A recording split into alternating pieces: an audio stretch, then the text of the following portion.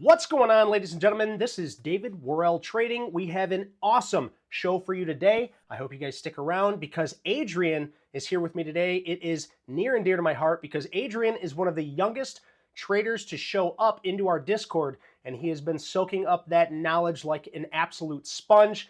Adrian, thank you so much for being with me. How you doing today, brother? I'm good. I'm good. 2025 treating me good so far. Yeah, baby. You got one day into 2025. And like we were talking off air, you said one day at a time. So 2025 is treating you well. Hopefully, in the next few days, because markets close right now, you can keep on keeping on. But we're just going to get it started right now. And we want to know a little bit about you, Adrian. We all are pumped that you're here. We just know that you have an awesome amount of potential. Tell us a little bit about yourself. First, we want to know how old you are, what got you interested in stocks, and obviously what you're doing in your life right now. What takes up the majority of your time in your life? So I'm 18. I turned 18 back in July. So it's a little bit under 18 and a half. Stocks, like trading wise, I started trading freshman year, halfway through my freshman year. I'm a freshman in college now. So that's early January 2021 around. Honestly, what got me interested in trading was just seeing scrolling on TikTok and Instagram and seeing like flashy pictures. These like gurus of like, oh, just join my course, Oh yeah. make like $1,000 in a day, and then when the whole AMC GameStop boom started happening, I had no idea what was going on. I hop on Reddit and I see like 15-year-olds making $1 million. I'm like, bro, Yeah. what? Um, so So that's pretty much how I started trading, Dogecoin, all that nonsense. And then after that boom kind of died down, I kind of dropped trading. I mean, I wouldn't consider that trading. It's kind of just nonsense. But then I picked up options trading because I heard I was just on TikTok and I saw like a video about it. I was like, oh, I guess what I'm gonna do now. And I went back to Wall Street Bets and they have a daily like tab where it's like a comment section that's live and people just call out like option plays like 24/7. So it's kind of just like a hive mind there. And I was like a junior in high school, so I would just buy whatever options they were throwing out in there. Obviously it didn't work, but got me interested. And then Forex on TikTok got really popular, and I kind of rode that wave, and it didn't work. And then I paid some guru $500, and then it sucked. But I heard like something about some Swedish guy, so I searched up like Swedish trader, and I found Qualamagi, and then I kind of just dove down the rabbit hole. I loved it. I love to hear it. I love to hear that you finally landed on a decent trader. And when I say decent, I mean one of our heroes. I mean, we constantly are back testing, we are studying, and we are overviewing all of his trades. I think every one of us in our Discord has watched that. So it's great to hear you go through from the time you turned 18 all of this garbage process that I think everybody has to go through, right? Because everybody has that same dream. We see the potential that's out there. We see all these young guys making millions of dollars a day, and it's natural to be curious. It's natural to want that. So it's nice to see you kind of got all of your fun or all of your your beginner mindset, I guess, set out, and then you finally seen and found somebody that was a true time tested trader that you could actually follow. And so did that resonate the most with you when you found Kulamagi, or was it one of those things where now you've went through all this garbage, was it hard to believe in this now? Um, a little bit of both. I At first I'm not skeptical, but it's kind of just like after you try so much things, you're kind of just doubt like trading is like a real thing, like making a living off trading. And then because before this, I used to like Forex, like if you've ever heard of like ICT and stuff like that. They're also like that community is based off like off one guy. So I found like all swing trading is all based around the Swedish guy. It's kind of like a, I don't know, I was kind of offbeat by it. But then you kind of get into Qualamagi, and then you see like familiar names, and it's not a very big like community, I guess, for trading. So you see like when you hop on like Twitter, like familiar names, and then you realize like yeah, it's legit, and then you try it for yourself, and obviously you're not gonna see success instantly. That's how anything is. But you try it for yourself, and then it's a lot easier to see the sense in things when you do it for yourself. Okay. And when did you find Quilamagi? Was it around 2021, 2022? I found Recently? them late February of 20, no, early March of this year. That was Oh, 2024. perfect, perfect. So when I found Quilamagi myself, I found him in 2022 and I was trying to implement his trading strategy in a bear market. That's when I started having to learn market direction and things like that. So you found Quilamagi at a very good time in the market where we were actually trending higher, which is great because that's when his strategy actually works. So good for you. That was really good timing. Um, so my next question, or actually the spinoff of that first question, is now that you have something that you've kind of found in this trading, where are you at in your life right now that you found Quilamagi? Where were you at in your life at that time? I was March. I was what? I was a fresh. No, I was a senior in high school. I didn't really know where I was going to college yet, which is pretty late. Pretty late for March. So I was kind of stressed out. It was just a hard time. You're trying this training thing out and it's just not working. So I wouldn't say like a dark time, but definitely crunch time. You got stressed with like college applications and stuff like that. So kind of had to lock in during that time and figure out what I wanted to do with my life. Okay, so you were ending high school, starting to looking into college, and still trying to trade and figure out the whole trading thing. I mean, we're all still trying to figure out the whole trading situation, but just to shed a little light on it, you had a lot going on. You had a lot going on. You found Quilamagi. Now, Yeah. at what point in this time did you actually find our Discord? From the time you Uh, found Quilamagi, if you let me check actually. look it up. You're going to give us the actual day, aren't you? Yeah, I love it. sometime in the summer or spring, something Okay. like that. Yeah, so you've been with us for close to 6 months then. Yeah. More or less, Okay. I'd say. Perfect.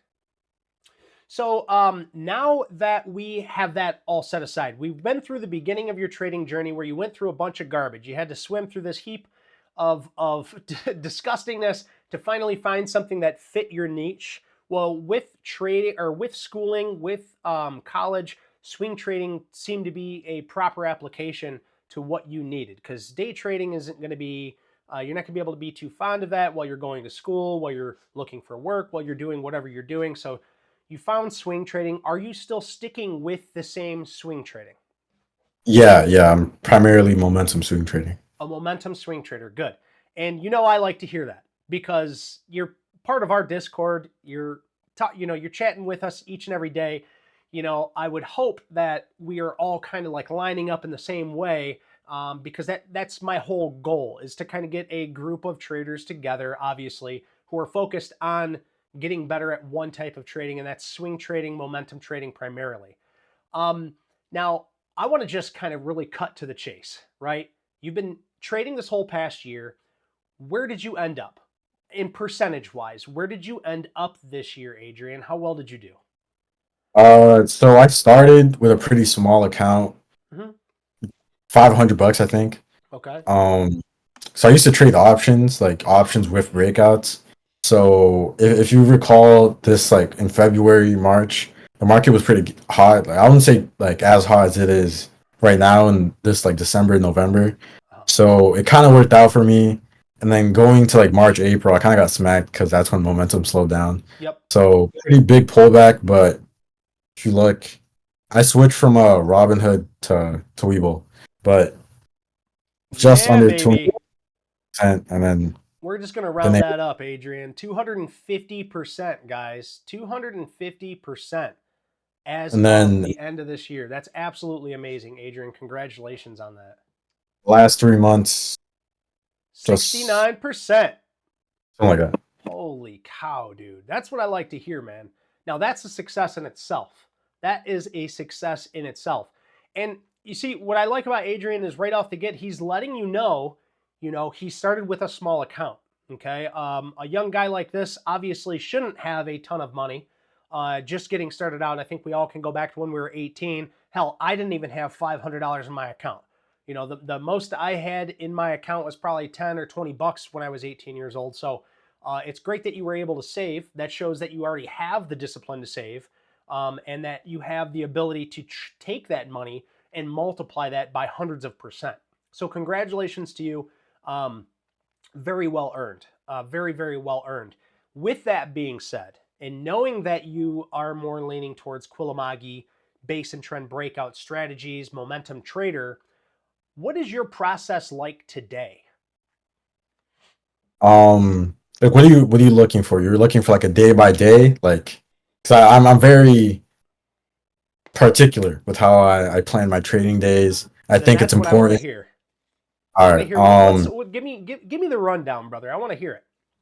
So what was it? It was in either October or something like that. I wouldn't say it blew up, but I was down like 7-8% on a day. That's not good. If you're a hedge fund manager and you're down 70%, you're fired. Yeah. Um, so I remember I was really upset about it, and Danny, absolute dog here in this Discord, I was talking to him about it, and he suggested, reflection. Because it's not like obviously you're bound to have red days and green days, but 70% getting when you don't have that much positions open, that's a mental thing, mental problem. So I stayed up all night. I created a doc, and it's just like meant like criteria for your trades, but like almost like a schedule, like a daily schedule. Like I have what time I wake up, what time I brush my teeth, what time I open my laptop, what I do in the pre-market, like every single thing. So more or less, it depends. I kind of have like two schedules. So if I'm at school, like at my dorm, I'll typically wake up 8. I'll try 7:30, but 8. Um, you know, I'll not hop on my laptop right away because it's not good to, fill your brain with like stimulating stuff that early. So I'll take like 5-10 minutes, like wash my face, like get ready. Um, then I'll either go outside, take a walk, or then I'll just hop on my laptop. Um, if I have positions running, obviously I'll check them for any gap downs or gap ups. If um if I have any like top watches like breakout wise, I'll look if any of them are gapping up past their pivot point. I'll make a note of that, set alerts, make sure I have all my alerts set, and if EPs and SIPs, I'll go through the pre morning gappers. Try to find some meaningful catalysts because when you're looking at small cap gappers, there's a lot of just trash, but they make it sound good. Absolutely. Um, Try to throw in like key buzzwords, but it's just garbage. So I'll try to take the time, look at through the small cap gappers, see if I see anything I like that will actually turn around the company. If I don't, I don't. I just have my breakout watch list. If I do, I'll throw that on the watch list, and that's probably what I look at in the morning. I implement alerts. That's what helps me most for breakouts because the hot markets like the one where I wouldn't say still in. It's have to judge because Friday was pretty ugly. So I think tomorrow is going to be a key point to see if this momentum can continue. I agree. But no, December, man, my watch list was what 30 names deep, 40 names. Yeah. You can't watch names at the same time. Some had actionable setups for that day, but some were just like in theme and worth taking a look at. So I'll set alerts on pretty much everything that I see actionable. And if I have a EP or a SIP or a gapper I'm watching, I'll typically watch that on the 5 minute, 5 or 1 minute, using the view app. And then if I get an alert on anything on the breakout watch list, I'll take a look at it. Okay. pretty much it. So are you focused more on small and mid caps? Um, breakout wise, I I wouldn't say I'm focused on one sort of cap. Okay. I'd say I try to focus to high ADR names, especially in hot markets. Um, Under 40R is a no.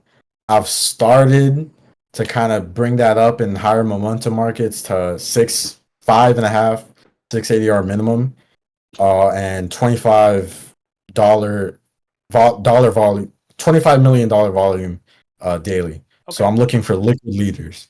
Absolutely. I like that. Liquid leaders. Now, a lot of these, so right away you kind of said that you're looking to see like what's gapped up, right? Are you looking at the news? Are you looking at these catalysts too? Or are you just solely focused on sector and theme? I look at the news and the theme. For example, like uh, this is like EP and SIPs. Like if I see a small cap gapping up, it's up like what 50% in pre-market, tiny float, and let's say it's in something quantum news. Okay. We all know quantum has been all the rage these last couple months. Yep. So, and the news is like, I don't know, good news. They include numbers for first. I like that. Um, if it's a partnership with a bigger company in that same theme, that's good. I'm looking for numbers. I use dilutiontracker.com. Okay. It shows me their dilution and it shows me how much cash they have. So sure, some companies like you'll see like they have like, oh, like negative point 2 months left if they don't raise any more capital. Right. Uh, You know they're Chances gonna are be. that it's pump and dump.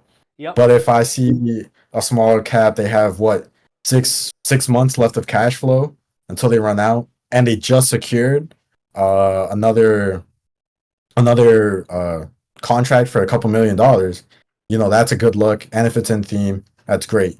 One off the top of my head, I know we're kind of uh, diving away, Go leaving, for it. getting Go for it, bro. carried away from talking about breakouts, but what was it? This was a couple months ago when drones became the big theme. Uh-huh. Uh, You're gonna bring up which bring was up it? Jobby probably. Joby. Oh man, I'm forgetting it. It's okay. While you think about it, I want everybody to understand he's talking about EPs and SIPs. And if you're not aware of what that is, EP is a Christian Quilmagi timeless trade called an episodic pivot. We actually have a video on that in our trading school if you guys want to go back and refer to that after you're done watching this whole interview.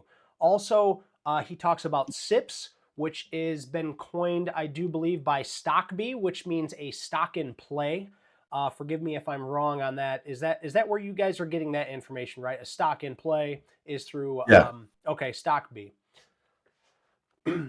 So just to wrap up with these EPs and SIPs, I'm Sure. mostly looking for turnaround news. Most of these Okay. small caps, they're in dark places. Yeah.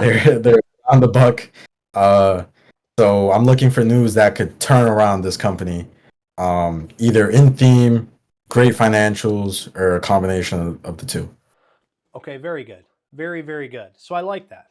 So as a momentum trader, you're inside of that momentum, you're looking for stocks in play and episodic pivots. Do you think you lean more towards one or the other, or are you looking for trend and base breakouts, and then if there is an episodic pivot, you're going to advert your attention to that? Is there something that Um, takes precedence over your trading? I feel like it depends what kind of market we're in. Okay. Currently, I was mostly focused on breakouts because they were booming. Killing it. Yeah. So, and using my alerts, like if there was a gapper, like what Thursday? Wait, not I know the holidays will mm, mess you up, bro. so. Yesterday was a trading day, correct? No, I Monday, don't think so. Monday there was a Monday. gapper. Okay. Yeah. Monday, what was it? It was SMX. Okay. So Yeah. I had all my alerts set on my breakouts, so I could afford. I don't have a crazy like 1,000 screen setup. I wish I did. I will soon, but for now I only have one screen to look at things. So I was looking at the EP or the gapper, and then if I had alerts going off for my breakouts, I'll just look at that real quick, see if Okay. it's just faking out on like low volume, or see if it's like actual move that I'll be interested in, and I could go back to looking at the EP. Okay. Very cool. Very, very cool. Um, so you have a lot of responsibilities right now. How are you actually balancing those out? Now I know you have a written out plan that's set, but let's say you're sitting in class and you get an alert. Are you still going to try and trade that from your phone, or are you going to wait and say, "Oh, chalk that up as a loss"? I'm going to miss 1,000 trades, or how do you can you relate to us maybe the stress that that causes, or do you trade it, or what takes precedence in your life, and how do you find balance with that? So now I'm in college, it's a little bit easier, I guess, because like college professors don't care as much. Okay. Back in high school, man, it was rough. It was rough trading because 9:30 you'd be what in second period. Uh, man, you get I used to get so much detention just being on my phone. Oh, damn. Oh no, I'm not using TikTok. No, no, no, this like they weren't buying it. But now in college, like you can't like do whatever. But if you gotta hop on your computer for like 2 minutes, like they're not gonna like. There's no detention in college. Okay. Um, so I for this second semester, I actually centered my schedule around trading. So 9:30 to 11, I don't have classes. So that's when most of the alerts are gonna go off from 9:30 to 11. That's when most of the volatility is. But worst case scenario, if I get an alert, I have TradingView on my phone, so I'll get a notification. And I could just take a look. If it's Yeah. something I'm interested in, take it. If not, Now, I not. remember when you posted in our Discord that you were actually making your schooling schedule trading friendly. I thought that that was just absolutely mind boggling. I loved it. I love to hear it. It shows that you're dedicated, it shows that you're willing to do whatever it takes to make sure that you open yourselves up to the maximum amount of opportunities that are willing to come forth your way. So that's really, really good to hear. And I'm glad I asked that question. My next one is what resources do you use? Now, I know that you're a part of our Discord. I know you reach out to a lot of us. We kind of go back and forth about ideas. You come up with a lot of really great watch lists, and you articulate on those very, very well. Is there any other resources that you use? You bring up Dilution Tracker, which is a very good one. That's not personally one that I use, but I'm also not looking at small and mid caps either. But is there any other resources that you use? FinViz, TradingView? So I chart on TradingView. I have Okay. the premium one, Okay. and then my broker is Webull, and something I really like, I could trade like I know Thinkorswim has a bunch of other brokers have this. Like you could trade right off the chart, so you could connect Webull and TradingView, so you could trade right on there. Makes it a lot simpler. But else in TradingView and Webull and Discord, Okay. TradingView, TradingView, Webull, Discord, and Twitter. Pretty much all I use. And a shameless plug right here, guys. We all use TradingView. We also show you how to set up TradingView to use it exactly how we use it, using relative strength indicators in all of our moving averages. Of course, you don't have to add any of those indicators, but if you do want the most powerful charting platform out there, check the link in the description down below. I get a little kickback if you actually use my referral link. I would appreciate it. We do everything here for free, so that's the only way you can really give back to me. And of course, hitting that like and that subscribe button for more awesome interviews just like this. The biggest question I have now is how often are you checking your stocks? Let's say, let me make this a two-part question. How many stocks do you usually hold at any one time? What's your maximum amount? Or if you don't have one? And two, how often are you actually looking at these? Every 5 minutes? Every 5 hours? Every 5 days? Give me a general idea, would you? So when it goes to maximum amounts of positions, for the most part, maybe eight, Okay. maybe That's quite a most eight few. to 10. Okay. Um, because I don't really take trades unless I could comfortably either risk, I could comfortably get 10% position size while risking less than 1% or 1%.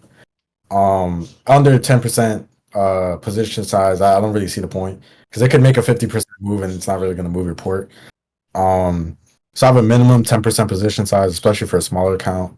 So I try to keep push more aggressively when sizing. Like I remember earlier, November, early December, and I was like what, like 40% in Tesla. Um, Did you so play yeah, that so breakout? Did you play that 360 breakout on TSLL with us? oh yeah, Hell yeah. uh, That's what I'm talking I about. was man, I was there was literally a point where I was just full port in BTC and Tesla for like two Okay, yeah. weeks. Yeah, Um, and 2 weeks was about the amount that you wanted to be in them too. So that's awesome to yeah. hear. That's awesome to hear. Um, and when it comes to frequency of checking it, so this kind of ties back into the schedule. So I actually work. I work throughout high school and I work on the weekend in college. So when I'm here, after 10:30, 10:30, I set my alerts like on like either a list I haven't gone on, they're still active, or if something like kind of wicks, maybe it'll jump back. So I'll set an alert on pretty much everything where I'd be interested, and I'll head to the gym from 10:30, 11 to 12:30 or 1, and then I have work after that till 9. So Okay. I can't really be checking all day. Yeah, so it doesn't sound like you're really stressing about it. You're setting it and forgetting it almost, right?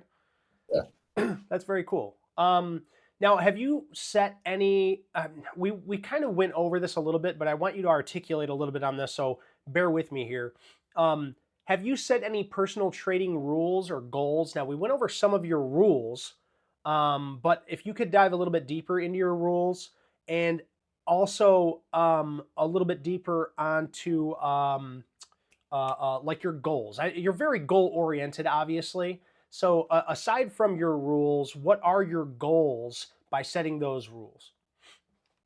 Our goals, I'd say just sticking to the process and sticking to my process. It's easy, especially when you're in the community. There's pros and cons to everything. I'd say one of the biggest cons to being in the community and not trading solo is not FOMO, but just like letting other people's opinions. Like, it's good to let other people's opinions add to yours, but making decisions just based off other people's opinions. Um, so I have like a rule set where like I can't just blindly take like a call out. I don't know, a call out, but like something's breaking out, like I can't just blindly like buy it. Um, or I have rules where like to stop me from tilting. Like if I'm like 0 for 3 for the day and I don't really have a game plan, I don't. I stop myself from trading. Or let me think of another one. Um, Oh, game pre-market game plan. Like this is why I force myself to wake up earlier. When I wake up 5-10 minutes before market open, and I the night before I didn't go and set all my alerts. I'm kind of in the scramble, and I realized like going back through my P&L like daily.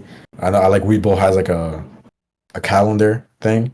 I realized literally every all of my big red days have been when I'm not prepared and when I leave like procrastinating on my schoolwork. So like procrastination and all parts of your life play into your trading.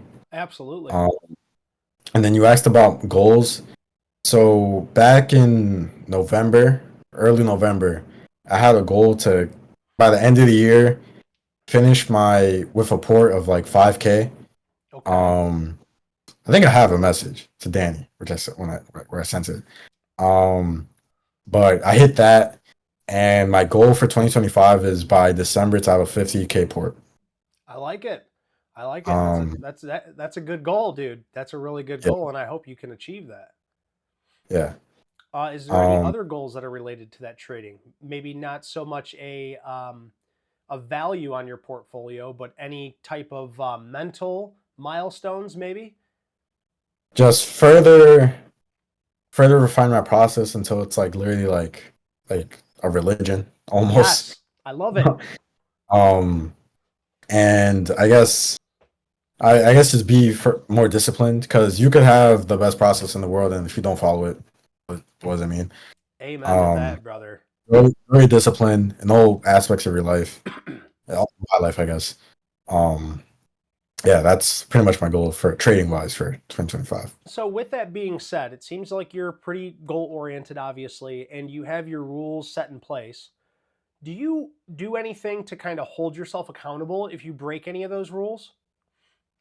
Um, I mean, like it's not like one of those like things like you break a rule, you can't like undo it. It's already Yeah, done. But reflection every day, I try to reflect on what I'm doing. beautiful. Where if I did something wrong, why did I do it? Journaling helps. Reflection wise, or if it's like a trade, like I remember last week. Um, let me pull up the chart actually. What was it? It was PSQH. PSQH.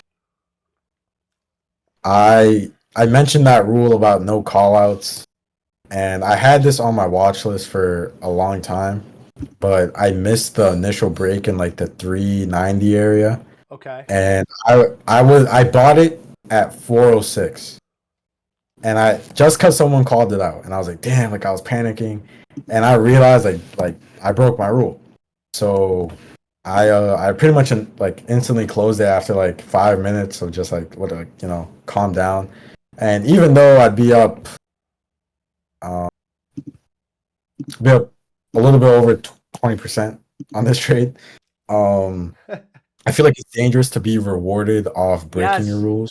Yes, It's I'm very so dangerous. happy you brought that up, dude. You're Yeah. 100% right. So the money I or like the win I missed out by following that rule is less. Wait, what? I tripped myself up. The keeping my rule and not being rewarded by breaking my rules is a lot more valuable than the money I would have made by that win. Well said, dude. Very well said, man. Yeah, I mean, I knew you were a smart kid, but holy cow, you're putting me to shame here, brother. um, Um, and something I want to touch up on. sure. Not every trade is gonna be one of those trades where like oh like if you break your rules like you could just like close like I closed it for like a $1 loss. Like it doesn't matter. Um, but not every trade you're gonna be able to just close it with no consequences. Like Sure. Tesla, I remember I'm not sure why I tried this. I thought it was like a parabolic short. It was I tried shorting TSLL with puts on I forgot what day. It was gapping up and it was like third extended like 30% from the 10-day. I took puts, man, I killed my account. I was down like what 3-4%. And it I don't short. I don't have a I playbook for remember when it. you did this. I remember when you did Yeah, this. it killed what that whole week's Yeah, progress. It was very frustrating. Like, obviously, I didn't blow my port or anything. Like I recovered, but it's that humiliation, that bruise to your ego. It's a good thing. It teaches you lessons. So just understand that not every lesson is gonna be like a fairy tale. Like oh, like I realize, and it's all okay. Like something like you're gonna feel that pain sometimes. That's part absolutely. of the process. Absolutely. That's a huge part of trading. Absolutely. This kind of brings me into my next question. And can you give us, since we're talking so positive about your portfolio and all these great things that you did, and we brought up a couple of bad trade examples, we're going to go into like what's a significant lesson that you've learned from making a mistake, or what is the biggest mistake that you've made if you haven't already shared it with us? Do you mind sharing it with us? Biggest mistake was I'd say taking so long to take myself seriously. Oh, very Like nice. I'd say I take trading pretty seriously. I take myself pretty seriously. I'd say like building a rule set, like actually going through and like setting my like being I don't know, like taking myself seriously. Like that's what Yeah, I'm saying. Like uh that's well said. I thought yeah, I thought trading was just gonna be like, oh, I just get up 5 minutes before 9:30 and just trade whatever Yeah. people tell me and blah blah blah. And building my own process. I always heard like I watch a lot of the interviews, the USIC US Investing Championship, Yep. and something I really what made me believe in swing trading is that after watching like a lot of the winners, they all trade the same.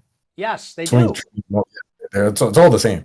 So I kind of realized that, and they all kind of talked about like at the start of the interviews, they talk about like their beginnings and talked about yeah, like oh. I learned about Mark Minervini. I learned about Deng Zhang. I learned about X, Y, and Z. So I kind of studied his process, then I refined it into my own that works for me. I was like, nah, I don't have to do that. I'll just take someone else's process. And I'll just work. It doesn't. You could have Qualomag. He could give you his process written down right for you, and if you don't go and refine it for yourself, it won't work. 100%. Um, just how it is. And I took a very long time to just accept that I have to put in the work, I have to do it, make it for myself. So You guys, if you guys are still listening out there, I want to reinstate what he said. He wishes he would have taken himself serious sooner. Okay? That's his biggest regret, not taking himself serious. If you take anything from this, take that. Take yourself serious, take your trading serious, because you're competing against the smartest damn minds out there. And before you start arguing with me like, oh, well, 90% of trading is just algorithms. Well, somebody built those algorithms and those people were not dumbasses. You're competing with the best out there. Take your trading seriously and take yourself seriously, or nobody is going to take you seriously. So, very great point there, Adrian. I love to hear that coming out of your mouth, dude. 18 years old and spitting some absolute fire right now, guys. So, pay attention. This is awesome. I got one more question for you. What are you going to school for? I'm a finance major with a minor in business administration. And you know, I am not surprised at all. What is your future outlook, Adrian? What after everything that we've talked about, after everything that you've just regurgitated, tell me what the hell your plans are for the future. Give me a 5, 10, or 30-year outlook, please. I'm not really sure. But I kind of have a rough draft, I guess I'd say. Um, I do think I don't think I'm gonna be ready to trade. So the end goal is to trade full time. That's what I like doing. It's not really a job to me because I do it every day. Um, so I wouldn't say it's like a job. It's more like a hobby. But until I'm ready to get to that point, and I feel like connecting with people, um, especially people on Twitter, like fellow momentum traders, like I know what like 6-figure guys, 7-figure guys who still have jobs, and it's not because they can't afford to trade full time. It's because trading full time is very stressful. You know, it's Yes. easy to say, "Oh, just sit on your hands when the 10 is under the 20 and the queues," but you know when rent is due in two weeks, you don't want to take a Yeah. trade. So, um, I definitely see myself working somewhere in higher finance. My GPA is pretty good, so I think I'm gonna be able to get recruited somewhere. Not sure where in high finance. Obviously, like working as like a asset manager or something, or some sort of prop firm. I know we have someone in here, uh, SPTX. I think that's his name. Okay. Yep. He's an ex prop firm trader. I've talked to prop firms. Um, I guess I just have to go deeper and investigate what will work for me because I obviously I want to work, like have a finance job while be able to trade, and I know people who are allowed to do that. And then just work until I could live off my salary for my job, and until I'm well into the 7 figures, and eventually maybe 2025, I could switch over to full time trading and just live it lavish. That is what I love to hear, man. I'm not gonna lie, dude. It gave me goosebumps. It gave me goosebumps hearing that.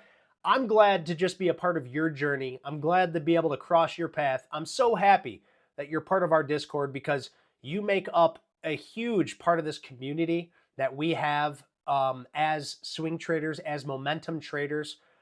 So thank you for being a part of this, and thank you for giving me the opportunity to interview you. Um, you know, I hope in 25 years we can look back on this and you'll let me interview you again and we can say, you know, look at the vast difference. Look, you know, like you actually got a full beard now, you know? I'm only kidding, but thank you so much for being here, Adrian. You got any last words before I let the sharks after you? A big thing I'd say, not really a lesson, but something I begin to implement is theme in my names. I talked about it a little bit. Theme is very big. especially like you guys see I switched my watch list from like tier one, tier two, how I used to have it, based off like just how the setup looks to based off theme. And I think theme is very big. That's how you catch multiple runners, multiple wins at the same time, and you Yes. let them run. Um, I obviously requires you to do a little bit more deep diving because some companies fall into more themes, more than one. Like let's say DJT. DJT has it had like some news about crypto, so I kind of moved with crypto for a little bit, but it's also a Trump name. And Trump stocks moved with Tesla. It was just a bunch of themes. Or like UMAC, what is that? Drones. Like pretty much all that. It goes obviously market momentum, then theme, then setup. That's what I look for. Okay. I look for theme names in that theme, then I look for setup in them. I know Christian Kwalamagi has a quote, and I actually wrote it down somewhere in my notes, somewhere around here. Uh, if I find it, I'll read it right now. It looks like I'm not gonna find it. I could play elevator music while I we got it. I got it.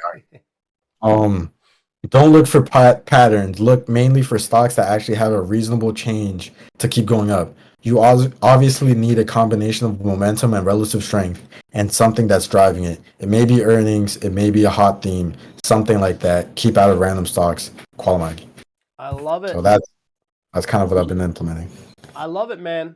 Well, thank you again. I really appreciate your time. And I'm going to say my goodbyes, but then we're going to let the Sharks after you, everybody in this Discord. If you guys have any questions, now would be the time to ask them. So, Adrian, I just want to say thank you so much. I hope you have an amazing trading week the rest of this week. And we will see you tomorrow. All right, brother? I'll see you. Peace, brother.